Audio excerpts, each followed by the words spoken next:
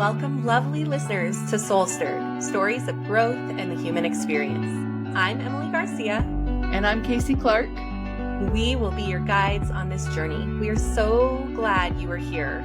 Each week, we'll come together, sometimes with other incredible thinkers, creators, and adventurers, to generously share stories of self-discovery, recovery, triumph, and what it means to live a life on purpose.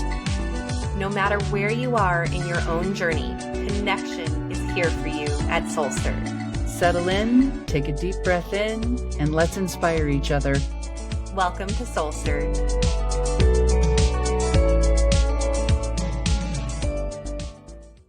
Welcome back, SoulStirred listeners. We're grateful you are here with us today. And actually, speaking of gratitude, we want to remind you that we're hosting a 66-day gratitude challenge.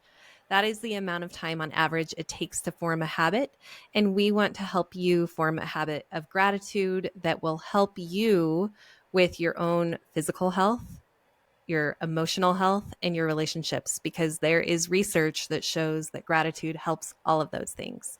So you can sign up for free to join the challenge at tribemindbody.com/gratitude. And we would like to thank Christina Schutz and Suzanne Mitchell, who are two of our listeners who are participating in the challenge and have done a little bit of an extra activity. And thank you to all of our participants. Today, we are excited to be here with Heather Pridmore. Heather is a remarkable leader and visionary in the realms of professional development and creative exploration. As the CEO, founder, and coach at Pridemore Coaching, Heather has dedicated herself to empowering first-generation and rising professionals, guiding them toward achieving personalized career success. Her unique approach combines over a decade of corporate experience with deep expertise in leadership and communication, positioning her as a sought-after mentor for those aspiring to elevate their careers. Heather recently acquired artSPARK Creative Studio, where her commitment to creativity and innovation shine. This venture highlights her ability to merge artistic vision with strategic business insights. With a background spanning arts nonprofits, the automotive industry, and technology sectors, Heather brings a wealth of experience and a versatile perspective to her endeavors, driving change and fostering growth across various industries. As an engaging speaker and the host and producer of the amazing podcast, Small Acts of Rebellion, Heather inspires her audience to challenge the shoulds of corporate culture, advocating for a life led with authenticity and aligned with personal values. Welcome, Heather. We're so excited to have you with us today. I'm so happy to be here. Thank you so much. Yeah, Emily just shared your professional background, and I'm just bursting with curiosity to learn, how did you become all of those things? Tell us a little bit about you and your backstory. Yeah, by accident. Honestly, we all like to imagine that we go through our lives and our careers and we have a plan and we stick to the path and everything goes the way it's supposed to. And things rarely work that way. I think part of my background, coming from so many different types of work, also comes from the fact that I've always been open to the opportunity. So as I'm moving through different jobs or different roles, I'm always sort of open to what maybe is going to come next. And so I wouldn't call it a plan, but more just being open to the possibility. And then I would say that in all of those roles, the thing that's consistent is transferable skills. So while I may have my early career in the nonprofit space and the art world, and that carried me into museum work, and then eventually into automotive and then into technology, there's connection points all along the way. And so just as an example, I have a master's degree in photographic preservation and collections management. When you think about collections management, that's all about the organization of ideas and objects.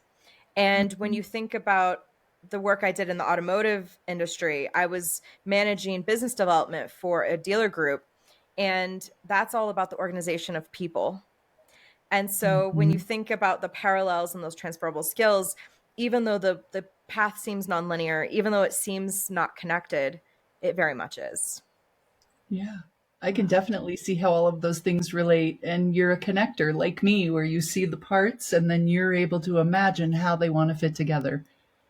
Yeah, I, cool. So tell us identifying, about, yeah. oh, I'm sorry, Casey. Identifying patterns is probably one of my superpowers.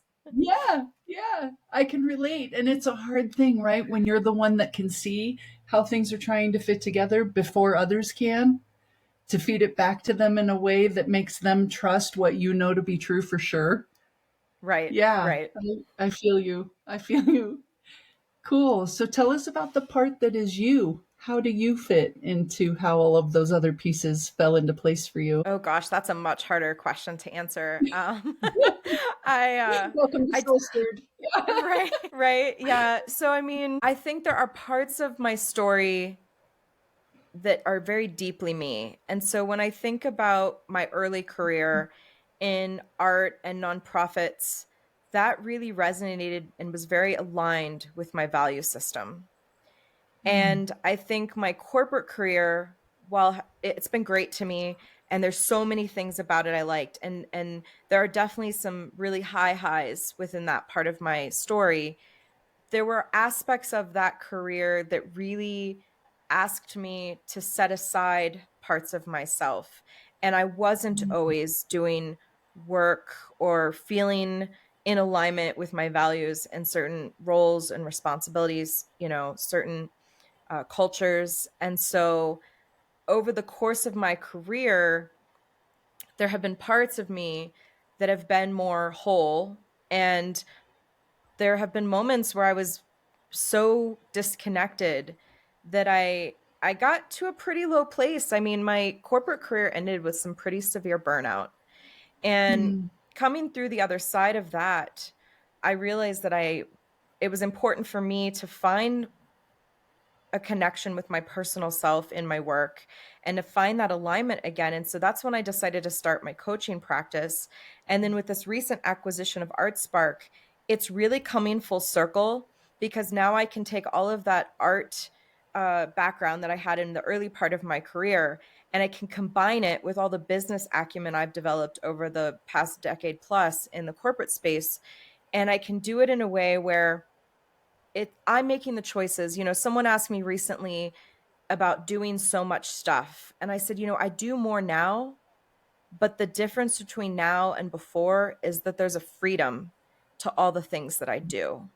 And so while mhm. I'm much busier in a way now, I'm also much more in alignment with my values. And that makes a big difference. Oh, Yeah. I feel you.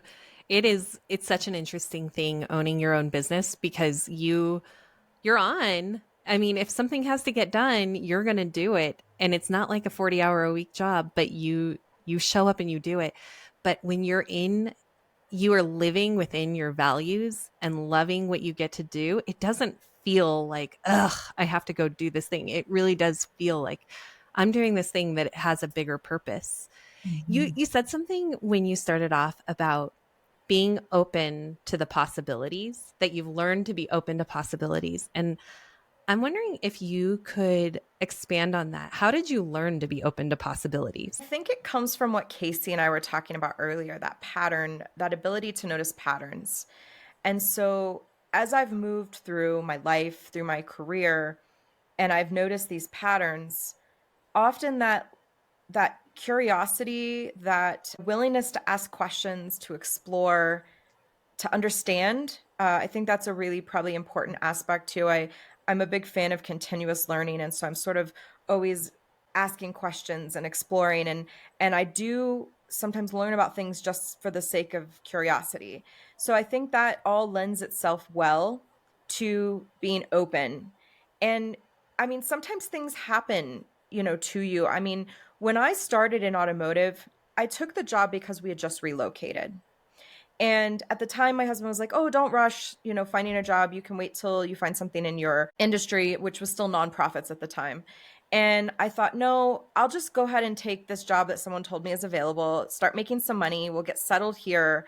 And I'll be here 6 months, maybe. I was there 6.5 years.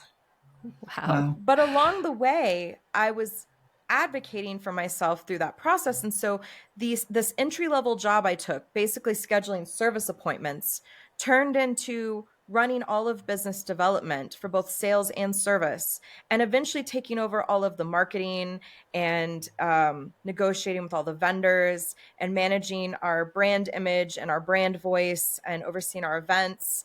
And so I was wearing a lot of hats.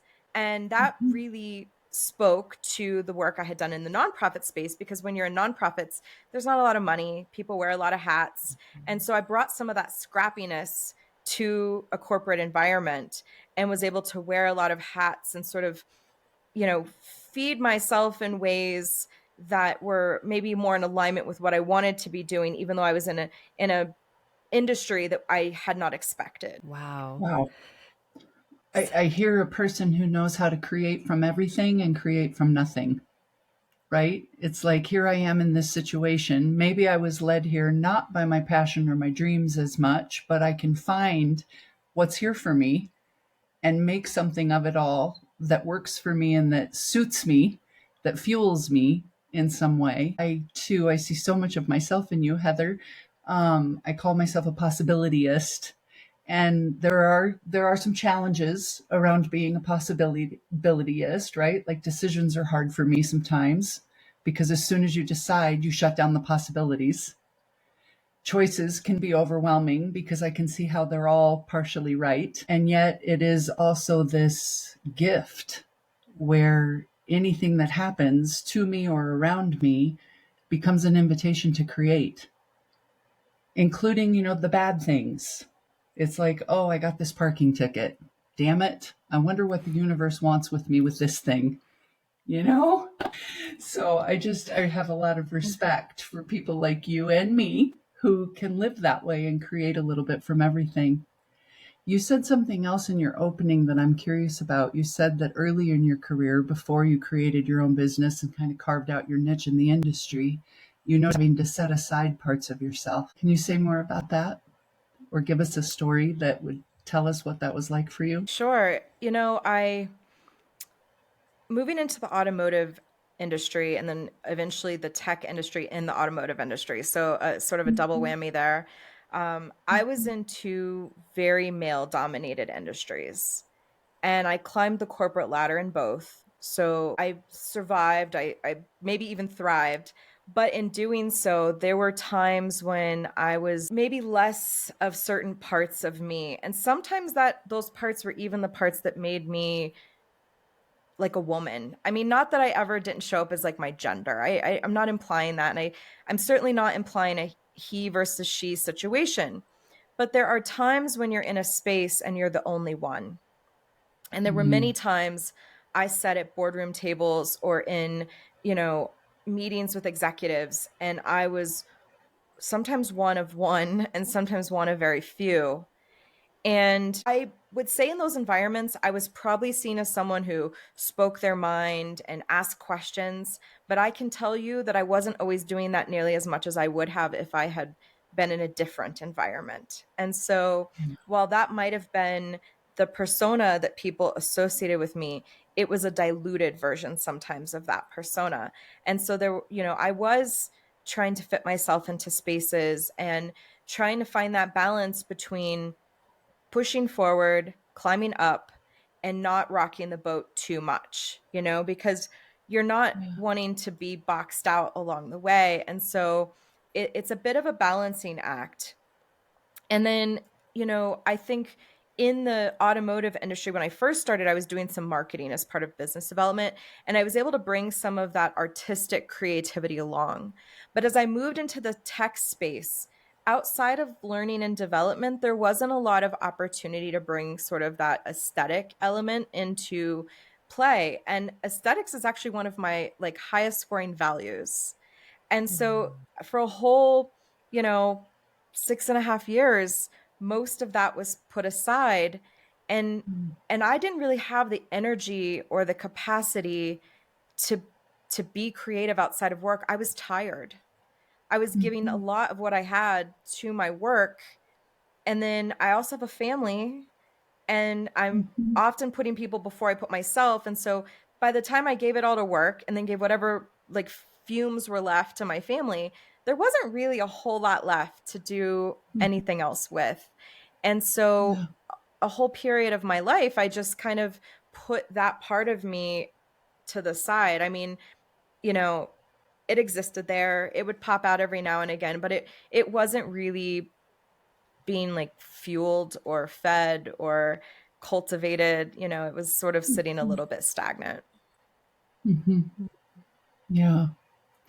I can relate to that as well. And the way that I have made sense of it for myself, it wasn't necessarily a male dominated world, although it has been historically working in academia. The way that I sort of distilled it for myself was when I left and, like you, way burned out, was the future of my life. I never want to have to sell myself in order to get to be myself ever again. And I think for me, that tax came from that feeling. Like, before I can speak in a meeting, before I can ask a question, before I can share an idea, I feel like I have to sell you that I'm valuable and worthy of being listened to and heard. Exhausting after decades of that kind of living. And for me, I won't put this on you, didn't even realize that I was in that survival mode for all of those years of my career. It comes at a cost. What did you find when finally got free from those boxes, and how did you recover? Well, I take it a step back, Casey, because I think part of it is, someone asked once, what are you running from? Because it was all about, you know, moving forward and moving up as quickly as possible. And growing up blue collar, I carried that sort of scarcity mindset with me through most of my career. And honestly, it's still there. I spent a good portion of my career often waiting for the other shoe to drop. Mm-hmm. And I think that's where, we start talking about things like imposter syndrome and feelings of worthiness and value. And but at the end of the day, I wasn't trying to outdo anyone else. I was trying to outdo me. So if I leveled up, then it's like, okay, well, what do I do now to level to the next level, right?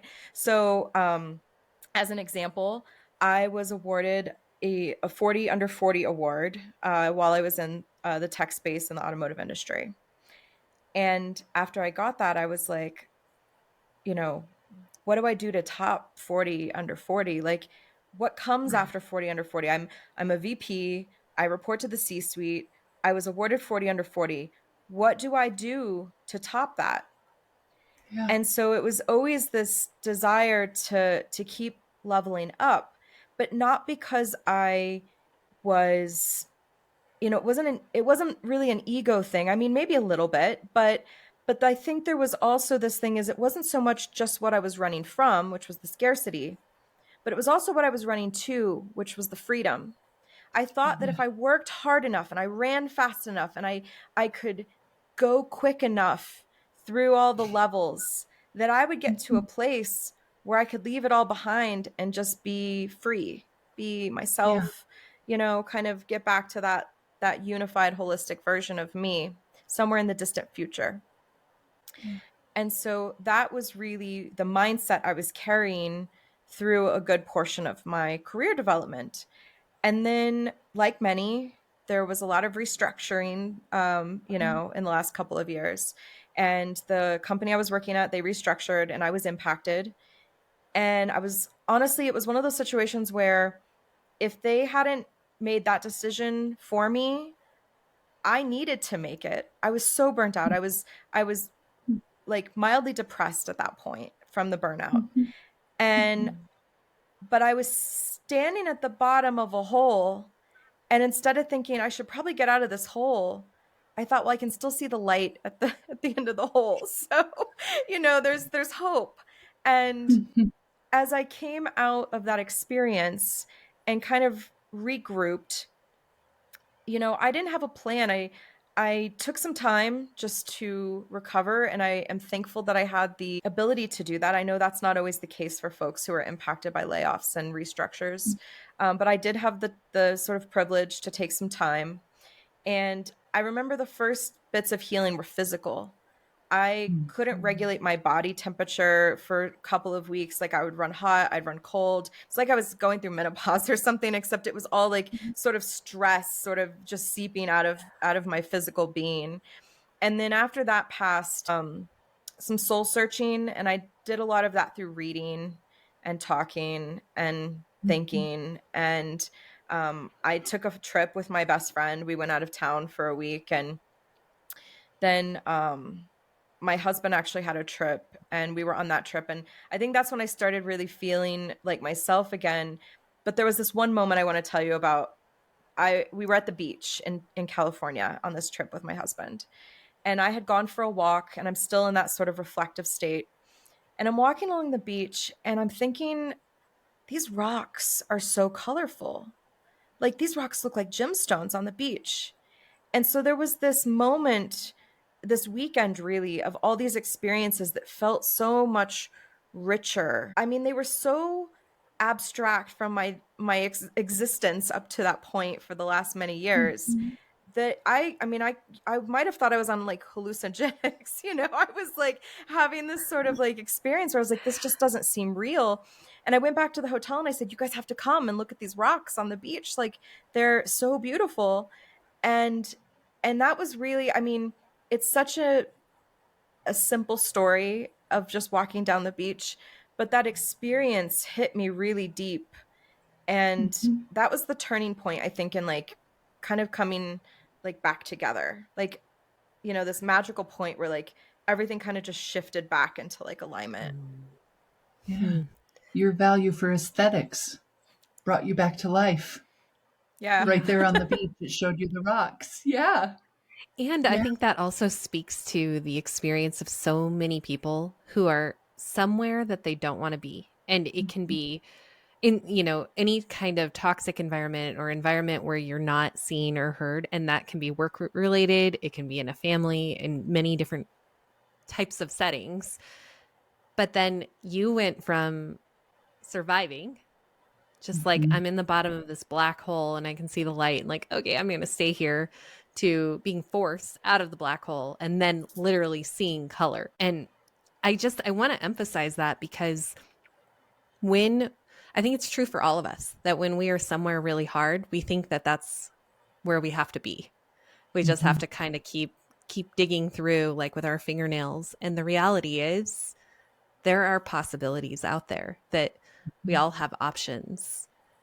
We just don't know what they are, or they might not be, in our immediate future, but there are other ways to look at things. One of the things about you that I think is really cool is that self-advocacy is a big part of your history. And I know you've also said that as a creative, it can be hard to bet on yourself. Can you tell us a little bit about how self-advocacy and then also betting on yourself has showed up in your life? Yeah. I mean, when you say it, Emily, it almost sounds like how can she say that she believes in self-advocacy and then say it's hard to bet on herself? But I think the difference is when I've self-advocated, it's often been when I've been within the structure or framework of something else, right? So an example I recently shared on my own podcast was that in high school, I needed to get scholarships to go to college, right? Growing up blue collar, we didn't have a lot of money for school.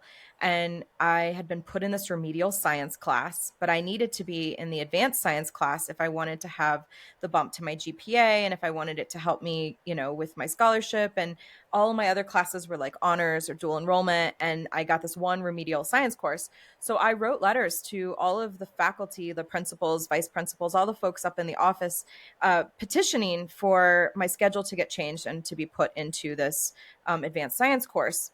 And so, but that was within a bureaucratic system where I had to appeal to someone else and say, please do this thing, and I've always known how to navigate those types of environments. It's probably why I did so well, even in these male dominated industries, to sort of climb the corporate ladder. I can work within the frameworks. I notice the patterns, right? So that part's relatively easy.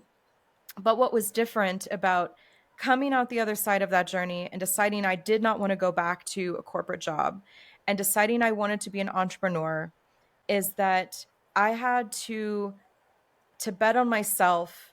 And it wasn't just the betting on myself, it was all that risk I was taking on that was also going to impact my family.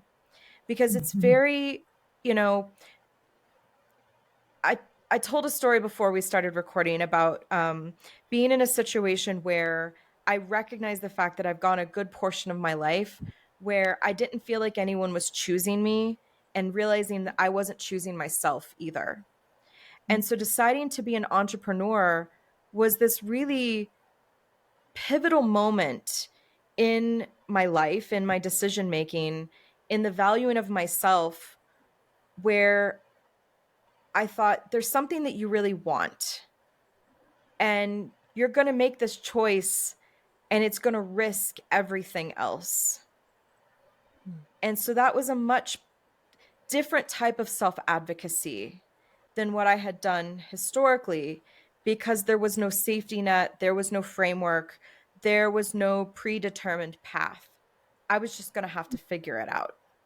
And I didn't have Mhm. any toolkit for that because I had never bet on myself before. I had just self-advocated within existing frameworks. And so I didn't have any proof or historical evidence about what was going to happen when I took that next step. Wow. Yeah. And it is Courage.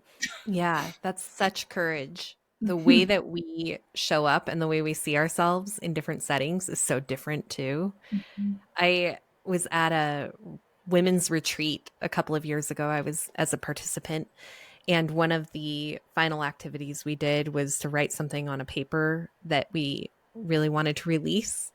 And every single woman there wrote down something related to feeling like I'm unworthy or I'm not enough or I wish that I could let go of other people's expectations, some version of that.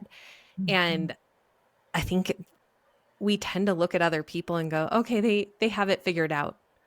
And I'll tell you what, the women at that retreat, I was surrounded by women that I was like, they are powerful and have it together. And then I was like, oh, they feel the way I do. Mhm. And that we all feel that way. It truly is the human experience. So thank you for sharing that, because I I think that, hearing your bio, people would go, "Oh, Heather has it all together.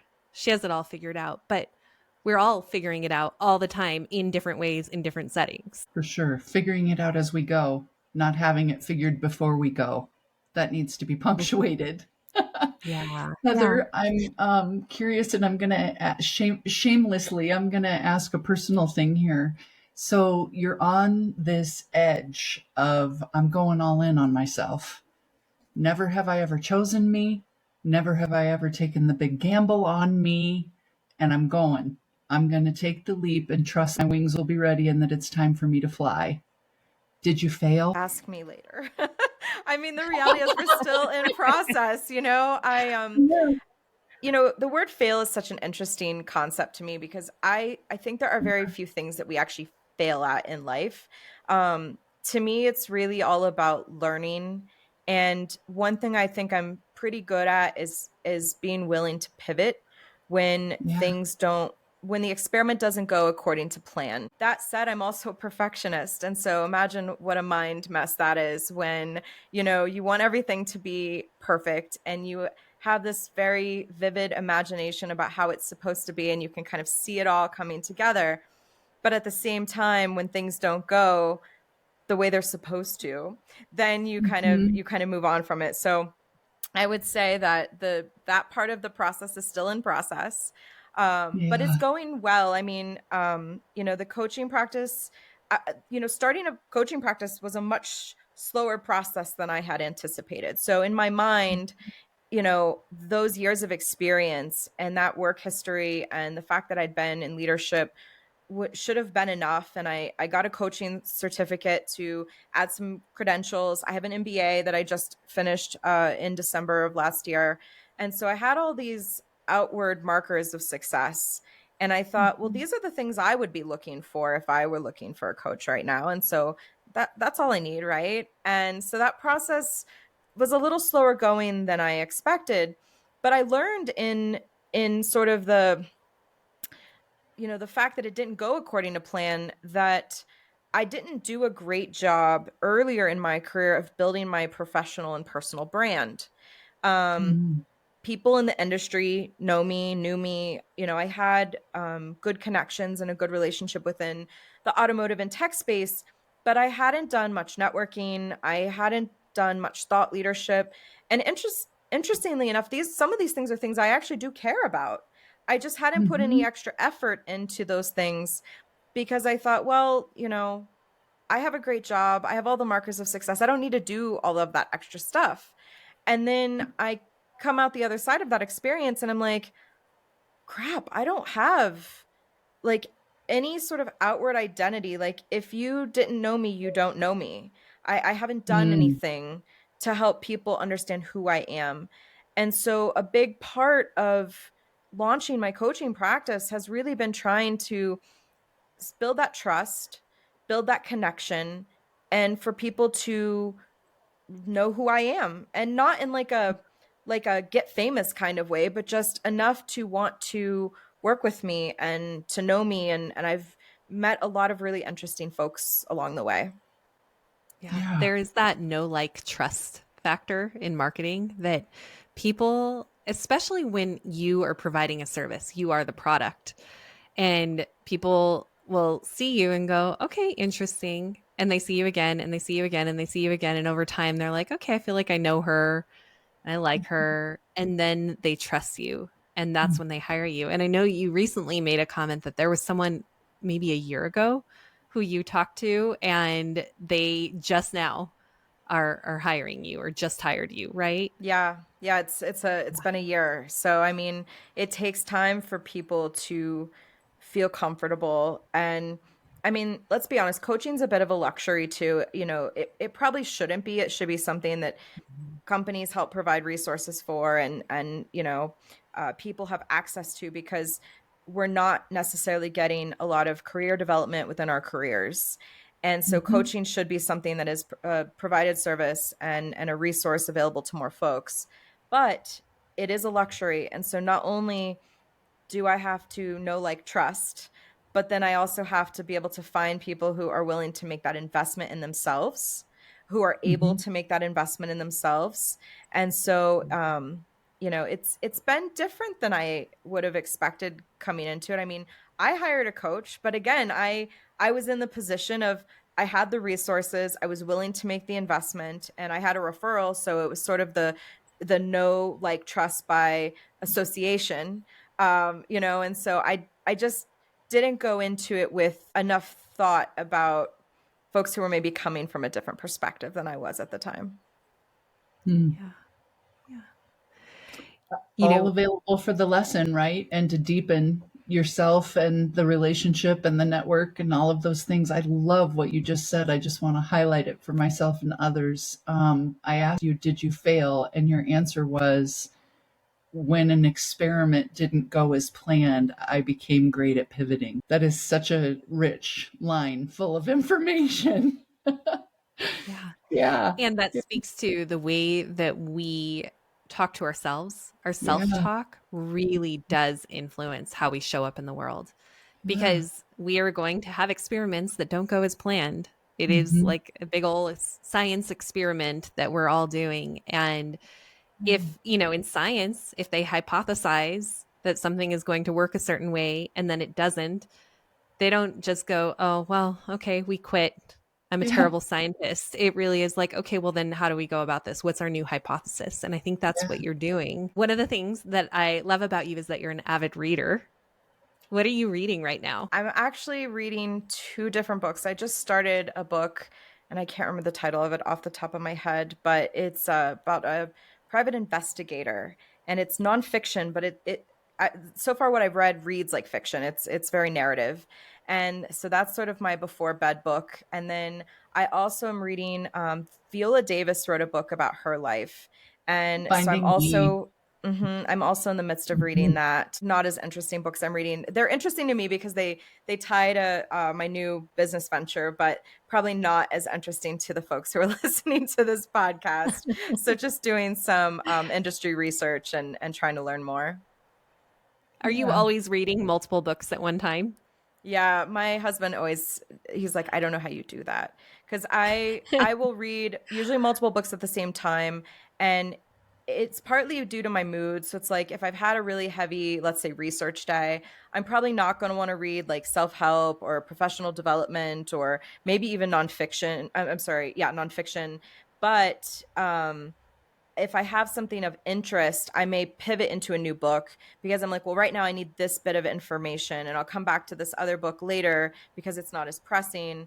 And then the fiction books are really just like a palate cleanser. You know, sometimes your Mhm. mind just needs a break. And I like to read. I like to always have something to read, but it's important to me that I also sometimes give my brain just like a break. So Rest. So what does it look like if someone hires you as a coach? What does the process look like, or is there a process? there's we'll call it a framework. I find some coaches have these really rigid programs, and so you sign up and it's like step 1, step 2, step 3. I am not set up that way. I start every relationship with a discovery call. I've had discovery calls where at the end I said, look, I would love to help you, but I'm not the person that you need. And if I Mhm. know the people who they need, I may refer them to some other folks. But um, you know, I may not be the person to solve what it is that they're trying to solve. And so that's part of it, is like, are we a good fit from like the solution that you're trying to accomplish? And then there should also be some personal connection, right? Like, do we vibe? I mean, it's such an abstract thing, but it is important in a coaching relationship that there is some sort of mutual connection. And then Mhm. once I understand what it is that they're trying to accomplish, that's where we can really start to put some structure around the relationship. So I do all of my coaching engagements as a 12 session package. But within that package, it could be 6 or 12 months. And everybody does a Hogan assessment as like the foundation of the relationship. So that just gives us some common understanding, some baseline information that we both are sort of working from.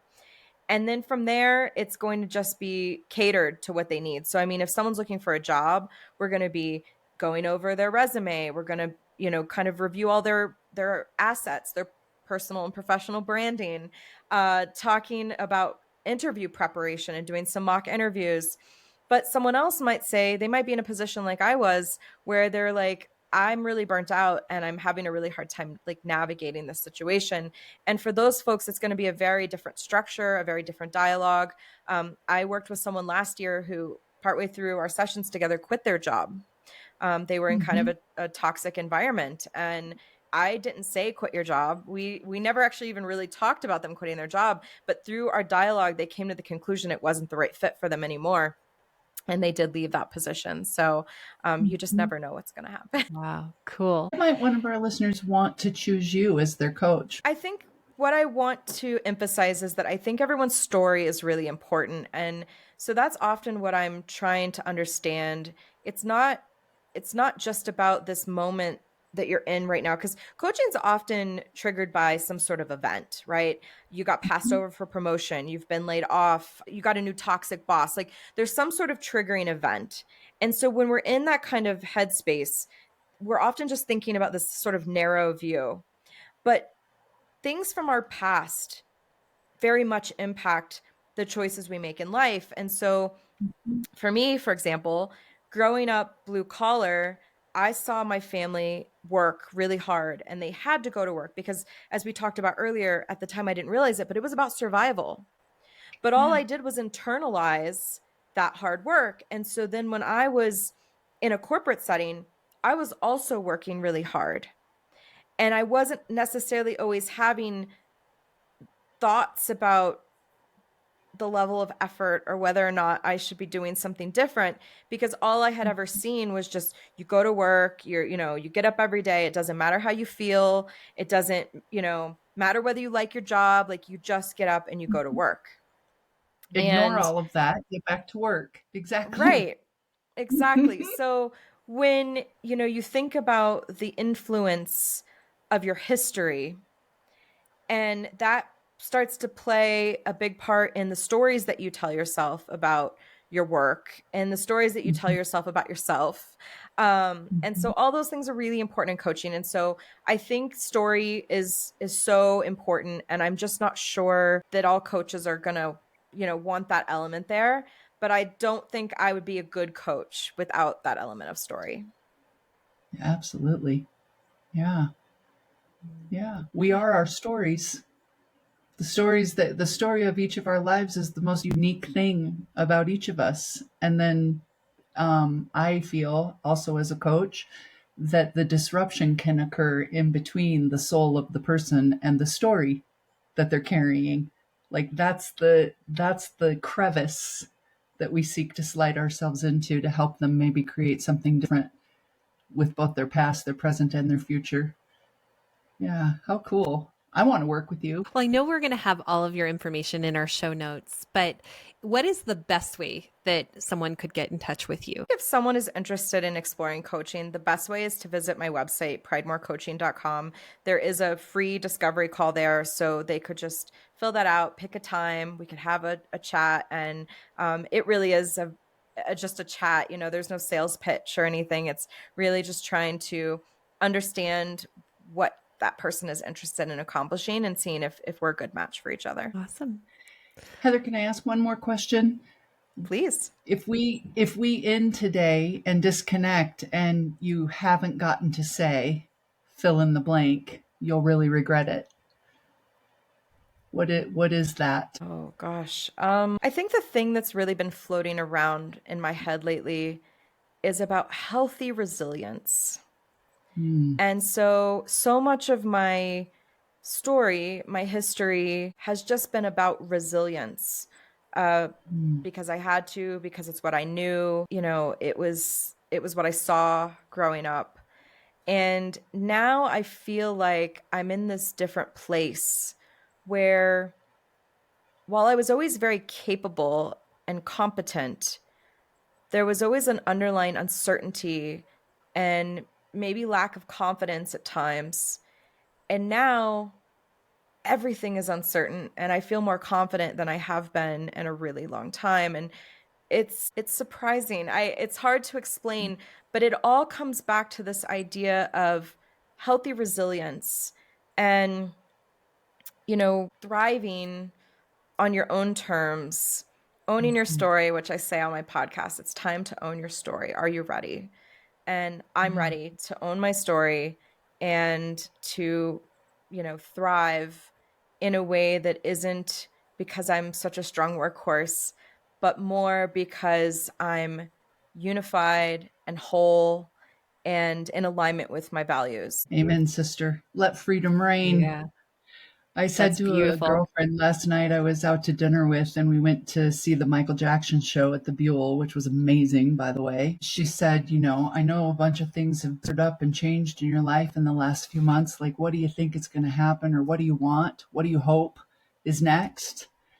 And I said, I don't have any idea. And I think that means that I'm healing. Mm-hmm. It's Yeah. like now that I'm in this land of everything is unclear and uncertain, and I feel really present here, it's like that's freedom. Little did I know it had been available to me the whole time. I just needed some, wires to get uncrossed. Welcome to the land of freedom, woman. Yeah, it's good to That be here. means that freedom comes from a place of not controlling. Freedom comes from a place of acceptance. Like, this is where I am. Yeah. And I'm going to figure it out. Like, almost like just the security in yourself to go, I don't know what's next. I don't know all the parts of this whole like picture, but I know I'm okay. Yeah. I don't know what's next, and I no longer need to know. I've surrendered. And there's something truly freeing from that place when you can just sort of allow life to happen and know that you are the creator of it at the same time. Yeah. Something really Wow. interesting I'll share with you, Casey. I learned to swim as an adult. So I didn't learn to swim as a kid. And the thing I hated the most about swim lessons was learning to float, especially the back float, because there is such a level of trust required in yourself, in the water, in the unknown, the things you can't see. And that is not how I've lived most of my life. Mhm. Control was a pretty fundamental part of my journey. And so I always hated to float, but I always Mhm. think about that like idea of floating and the need to trust yourself, and Mhm. that, what you just said about being present. Floating is very much too about being sort of present in the moment. And you can't really be anywhere else when you're floating. You kind of have to just be there. And so there's some interesting metaphorical like alignment with the idea of floating. Yeah, absolutely. You remind me of one of my favorite quotes. When I stop struggling, I float. It's the law. We just have to, Heather, tell. find our way to stop the struggle. Go ahead, Emily. Sorry. Mhm. And as you stop the struggle, tell everyone this cool thing that you've done in the water after you learned how to swim. Yeah, so it was actually why I learned to swim. I grew up in Florida near Weeki Wachee Springs, and Weeki Wachee Springs is known for the mermaids that have been there since, like, I don't know, the 1950s. Elvis has been there seeing the mermaids. Like, the mermaids are a big deal. And they do this adult mermaid camp for women 30 and older. And I decided one year that I was going to go. I was going to be a mermaid. And I enrolled in swimming lessons, and I had to take multiple rounds of swimming lessons. I mean, your thoughts about death and everything are a lot stronger when you're not a kid and you're learning to swim. Plus, I'd had some experiences under the water, that were not pleasant. And so I carried a lot of fear into that experience, but I learned to swim so that I could go to health obstacles, and then getting back in the water and getting my swimming skills back up to par. I got to go to mermaid camp last August. And so I finally made my dream come true and spent a weekend with the sirens of Weeki Wachee, and got to swim in such a magical place that so few people get to experience. And it was absolute magic. Wow. If you're a mermaid, I'm a mermaid. I want to be a mermaid. I know. I want I to be a love mermaid that. too. Yeah. Well, Heather, we're at the end, and the question that we like to ask all of our guests is the same. What are you grateful for? When I think about gratefulness, there's so many things I could list there. But I think what I'm most grateful for in this moment, in this period of my journey, is both that confidence that I talked about after betting on myself, and also Mhm. that healthy resilience. And they are things that are not only helping me heal, but they are things that are helping me find success in new ways. And they're also providing me the opportunity to bring the best version of myself home to my family. And so those are the things I'm most grateful for. Beautiful. Yeah. Lovely. Well, thank you for joining us today.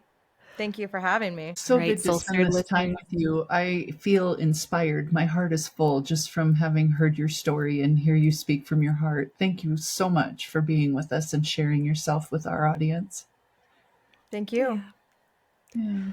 All right, everyone. If you have questions, you want to submit a request for a topic, if you want to be on the podcast, send us an email, soulstirredpodcast@gmail.com, and we would love to hear from you. And like always, please download, subscribe, and share the podcast. It's the best way for anyone to hear about it and to share everything that we are putting out there. Thank you. Take great care of yourselves and each other. Be well.